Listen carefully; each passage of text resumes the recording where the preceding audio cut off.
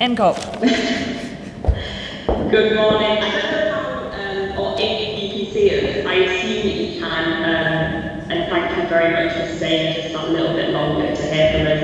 It's not, well, it's particularly early when we got up around 4 a.m. It's 6 a.m. now, so it's early for us to get late for you. I'm going to try and keep it to my 10-minute time slot before handing over to Duncan. A massive thank you to the organisers for inviting us along. Let me just share my screen. I do have a presentation to share with you all today.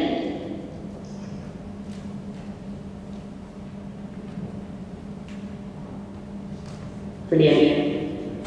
So I'm just going to start by giving you a little bit of background to who we are and why we think that this is relevant to you today.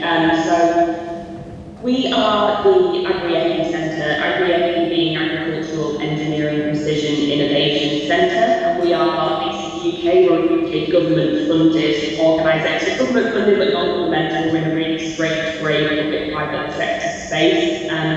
We are essentially a network organisation, so we're a membership group with just over 190 members at the moment, and we're on track to be Europe's biggest agri-tech network. So we continue to be funded by government, and our purpose or concept is to be the player in ensuring that the UK grows its status as a world leader in precision agriculture and engineering. We operate a wide range of activities, project-based, often project-funded commercially by technology companies or by the supply chain. Sometimes they're grant-funded projects with more risky innovation, and we essentially exist to de-risk some of those novel ideas and innovations coming out of academia, coming out of the technology base, and applying it into agriculture.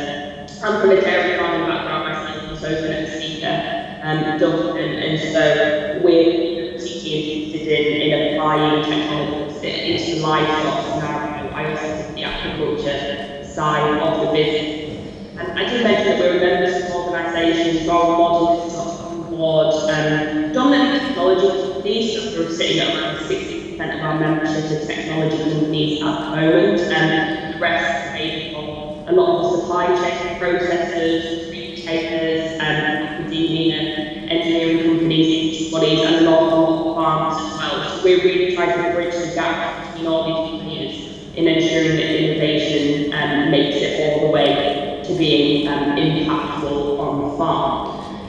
Speaking of on the farm, so we have a network of what we call satellite farms across the UK. So you'll see the map of the UK now, I know. And on the many of the red dots, but also on the white dots, are our farms. So these cover mixed livestock, ruminants, monogastric, and crop and agriculture as well. So essentially, these farms are test beds for innovation. So whether that is a brand new novel idea coming out of academia, or whether it's a commercial product that's had slightly need really robust independent data putting around it, so we know that it's having the impact that it claims to have on the farm. This network of farms exists to put some really robust evidence behind the impact these innovations can have on productivity, on the environment, on animal health and welfare, whatever it is that they're claiming to do. So this is just a little bit more about the network and how we link all researchers, industry, funding. A lot of these networking spots that you see on this map are not farms. Some of them are innovation hubs where technology companies can actually base their offices and benefit the sort of office space that we have. So there's all kinds of incubation facilities there as well. And this is what I'm talking about. It's not just the UK. We're of course predominantly focused on the UK, government-funded organisation. Our main interest is exploiting British technology, but that doesn't just have to be in the UK. So we currently operate 3 smart farms internationally, and I'm involved with all of them something free. So we operate in partnership with commercial farmers, a big farm in Kent, Paraguay, a big farm in Beijing in China, and in partnership with Madison University, in Palmerston North, a dairy farm using, which I'll come on to tell you a little bit more about. And the reason I'm talking to you today is we are always keen to grow our international smart farm portfolio, and especially in New Zealand, where there's so many parallels that can be drawn with British farming. We're keen to see how British technology can be applied in the New Zealand farming context to address the challenges you're experiencing, that in often cases are very, very similar to ours. Quite simply, an awful lot of innovation out of the New Zealand technology base we're interested in applying in the UK as well. So in terms of an international smart farm, these are sort of a bit about our objectives of setting up an international smart farm. The way that happens, I'll come on to in the next slide, but it's essentially, for us, it's an international farm, test and validate British agri-tech.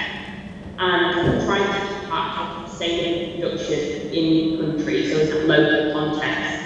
And this often acts as a principle for knowledge exchange and sharing best practice with the farming community. It's not just coming in, testing and trying technology on a farm and leaving again without knowledge exchange activities. No, we absolutely want to disseminate those outputs through the farming community. And that will continue to be a platform, we hope, for growth and future development for British agri-tech. It's not something that happens 1 month and then suddenly the presence is gone again. Next month, we hope that they are some long-standing relationships, which are existing in farm. Inward, we provide what we like to call a soft land pad for international companies, mainly technology companies, to benefit from the UK agriculture and food sector. So, as I've already described, we connect nationally on farms that technology companies from all over the world can sort of trial, validate, and demonstrate their technologies on in the UK, which we hope some New Zealand companies will want to take part in. So in terms of our international engagement today, I've highlighted the one in New Zealand, just going to do a bit more of a deep dive on it in my next slide, obviously more relevant to the audience here today. But the way we set these smart farms up is very, very flexible, and it can take a number of different forms or different models, especially different funding models. So in China, the partnership is with a private processing company. So they identified that there were some health issues occurring in farms, and they wanted to see if British technology could make a difference to reducing disease and improving animal health welfare outcomes. So along the way, we rounded up what we believe was a team of the best technology developers to install British technology on that farm and really see if we, as technology developers in the UK, make a difference in sustainable production in China. So that was one example of an industrial partnership where a particular challenge has been identified. Down in Latin America, Paraguay, this is a partnership directly with a commercial farmer, so a very, very large-scale farmer, maize, soybean, and rice production enterprises. And you all know how they farm in America, it's massive land masses.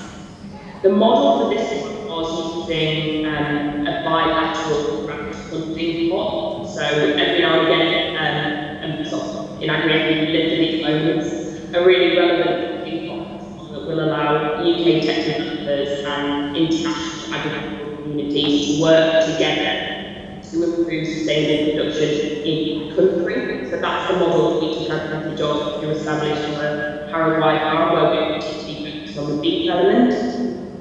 In New Zealand, I'm going to deep dive onto the next part. So this was back in 2019. It was originally a year-long project in partnership with Massey University. Again, it was a bilateral funded model. Like I say, this can take any form at all. So really, we take whatever comes our way, that we can really try to achieve those objectives. But this particular initiative by Innovating, which is our innovation funding body over here, situated in North Massey University, it is exploring big data approaches to decision reporting in data. So again here, this puts the technology around the challenges of nutrition and growth. So on this particular project, we installed 3D camera technology to remotely monitor the growth and carcass of beef animals, alongside column attendants to monitor the activity, eating and rumination behaviours of both beef and dairy animals. And so that's something that we're working year. Again, our objective is to give UK companies a chance to develop their products for a new market, and similarly for New Zealand companies, it was to work towards sustainability using technology in the local context. So where do we go from here? Like I said, we're always looking to grow our international smart farm portfolio. We are always looking to consider new opportunities, and like I say, especially New Zealand, where so many parallels drawn between the production systems. So who could we partner with? So really anyone that has identified a particular challenge that they're keen to get the production towards. So industry supply chain, processors, retailers and their farmers, industry, technology companies, academia, and universities, so perhaps there's researchers are wanting to take some work and disseminate and the government and other partnerships. They're very, very flexible, really working in the space and identifying the challenge. So what is it that we're setting up? We've talked about the smart farm model, but it's not just a technology enhanced farm, it's also about the knowledge exchange, the learning, the dissemination in the farm community. These are technology test beds and demonstrators, but they're soft landing pads of technology companies from all over the world to come into New Zealand as an example, really improve their innovation on tech. Technology companies often talk from the farming community, there's a sort of gap between innovation and within technology companies, within academia, never translating across the farm because there aren't those test beds where they can take the risk. So that's what we're trying to model. And why we're doing this is to increase sustainability and support British technology export. Well, we're like I said, it's more globally strategic countries where parallels can be drawn between the production system in the local context and the UK. Speaking to Andy London, who went to the event and my it's so obvious that the challenges that agriculture, especially not ruminant agriculture, face in New Zealand are not far dissimilar from challenges we face in the UK, predominantly around the environment and animal health and welfare. When can we do this? Well, for me yesterday, I'm always keen to establish as soon as possible, but it really is in line with the community. So, like I said, there's two main models for this. One is when a grant funding opportunity comes along. In order to make advantage between partnerships set up early. So if there's anybody in the room today that is looking to explore one of these models with our please do get in touch. My contact details are on the next slide. That goes for farmers, industry, academia, and simply the commercial model as well. So looking at a particular processing group, for example, that have identified a particular challenge or group challenge within a group of their farmers, and saying, we're looking at solutions to address these challenges. Perhaps the answers are in British agri-tech, then that's a group we're really keen to work with. So I've tried not to take up too much of your time. I hope that's interesting. I've left my details on the slide, which I'm sure you can see, and I'm going to hand over to my colleague, our dairy, Duncan Ford. She's going to do a bit more of a dive into our dairy smart farm in the UK. I don't think we're taking individual questions after each of our presentations. I think we'll probably take them as a duo afterwards. I'm not sure what Andy's setup is, but I'm going to leave you for now, and thank you very much for your attention over the last 10 minutes.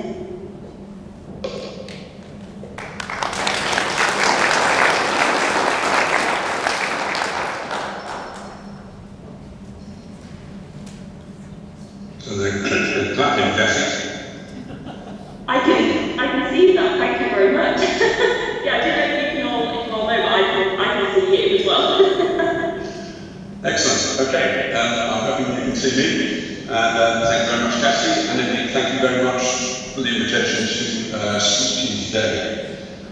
As Cassie said, I'm going to talk to you about our dairy facility that we've set up. So in my role as head of dairy, I conceived this facility that we've got down here in southwest England, and it's one of the dots that is on the map that we saw previously. So that number 3 on the map there is where I am, and it's one of a number of facilities that we've got for dairy that we've invested in. So there's 3 red dots which are dairy facilities that we've got. We've got another robotic dairy at Harper Adams University in the middle there, and then a calf rearing facility in southwest Scotland. And then the white dots are some of the satellite farms that Cassie was mentioning. But today I'm going to focus what we've developed at the Southwest Dairy Development Centre, that one at the bottom left-hand corner of the map. So this was something that I've been keen to get established for many years before Agri was established. And when the funding came along, I grabbed the opportunity and we were able to build this brand new dairy unit on a greenfield site, aiming to harness the power of automation, robotics and sensor technology combined with state-of-the-art management and importantly precision grazing.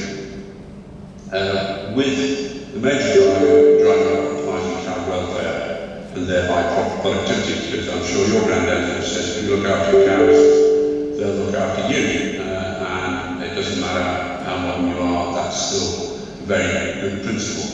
So in the left-hand picture you can see the building and some of the grazing pasture running away in the background with the cow track down the middle. I'm not sure how well the video is going to work, but I put them in anyway because I'm ambitious.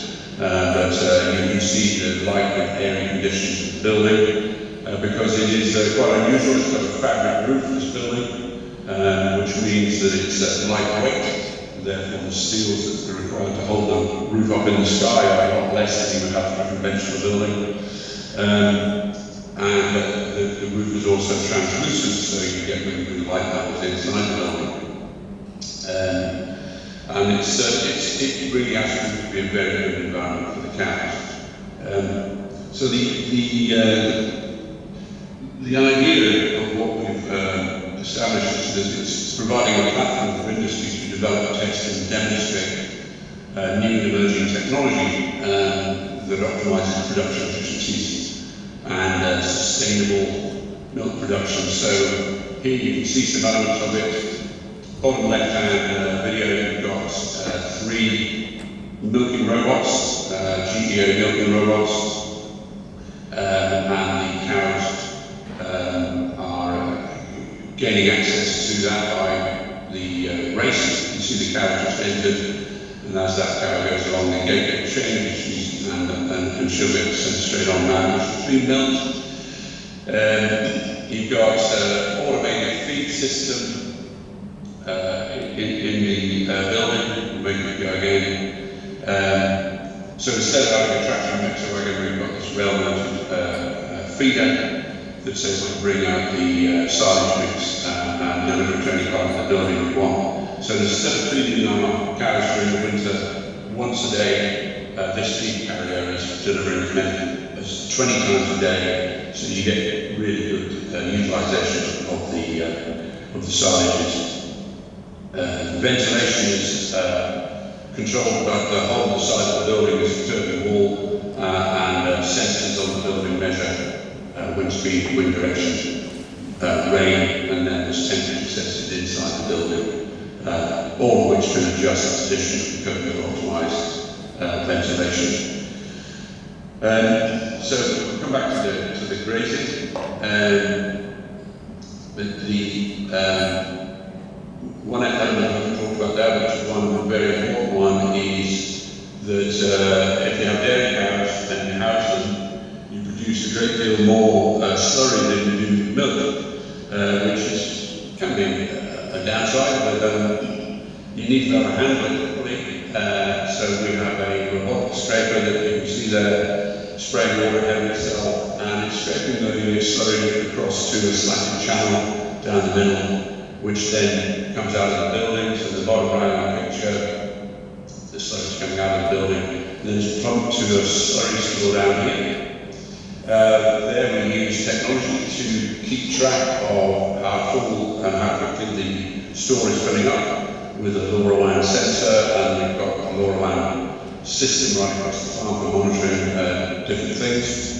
And raw slurry is okay, but there's a lot we can do and a lot more that we're looking to do with researchers to optimise the value of the material. And one we've been working with is SEM World on looking at dewatering the slurry, because it is only 6% dry matter.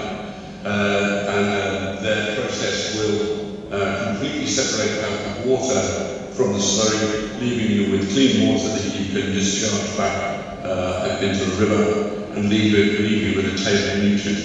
Just an example of the sort of work that we're getting involved in. I'm very excited about that sort of thing. You know, shit is exciting when you get into it. Precision grazing, well, usually this is like teaching grandmother to suck eggs. You guys know how to do this. Here's the grazing platform for our herd. You can see the building there, network of tracks, grazing gates, so that we are sending them to an electric fence paddock that's sufficient for 6 hours grazing, and at any time the cows can come back and get milked by the robots during that time and go back out again, and then the grazing gate will send them to a new paddock for the next 6 hours and so on. And there's very good reasons for doing it. Grazing is a long way the cheapest feed, and we produce milk for about 3 pence a litre of grazing, twice that for silage, and twice that again for bought-in feeds. So optimising grazing utilisation, you have to measure it and manage it. Rise and fake meters is how we normally do it, but we're using drones with 5G connection and multi-spectrum cameras to give us much more precision measurement. But you can't grow good grass, as we were hearing from Frank, unless you've got healthy soils. So we have sensors across the farm measuring the status of the soils, and we've got a lot more of those to deploy yet. That's a really important element of what we're looking to do, is to start with healthy soils and work our way right through to producing a healthy product. So some of the other technology that we're developing and providing a platform for is this 3D camera system. Again, this is actually something that I mentioned some years ago when I was actually the managing director of that organisation in the bottom left there, Kingshead. They're very important partners in this farm. I've actually now worked for McReddie full time, but we started this project off with Innovating UK funding. And it's a camera looking straight down on the cow as it passes through the race, measuring body condition and mobility. And an important element that common to many of the senses is keeping an eye on the cattle even when you can't, and giving you early warnings before you can even spot, say, the onset of a lameness issue. Then you need to have really good access to the information when you're looking at the animal. At the moment, what you normally do is look at the animal and you think, I need to look at the records of that animal to really work out what I need to do about it. And we're working with some guys from Aberdeen University and a guy called Gary from Pocket Sized Hands, which is a gaming company. They've got a games technology to give us augmented reality. So you wear a headset, or you may just point your mobile phone at a cow to instantly identify the cow and come up with all the information about that cow. And this in the video is actually inside the developer's house because he wasn't able to get out because of COVID. But it just shows really funky sort of virtual information floating around, so you can place whatever information you want wherever you want it. It allows your hands-free access pretty much, and you can go away, look elsewhere, and come back, that information about that cow will still be floating where you put it. It's just way out there stuff. But underlying this, you've got what we've been hearing quite a bit about already, net zero carbon milk production.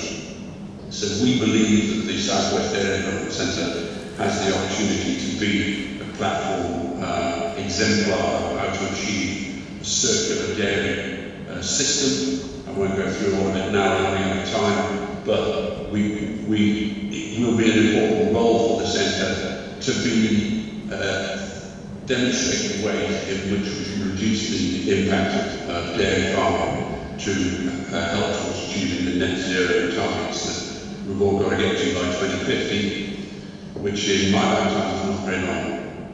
So what we believe is that the future of dairy is agri-tech is going to be really important in that. It's going to be the key to business resilience to enable us to produce more with less impact. And at the heart of that is healthy livestock. We get healthy livestock by having healthy soils, to grow healthy crops, to produce a healthy environment in which you get healthy foods, but not forgetting, as Harry also pointed out, healthy profits are central to the long-term sustainability and resilience of milk producers wherever you are in the world. So thank you very much indeed. I hope you've been listening, and I look forward to picking up some questions for myself and Cassie.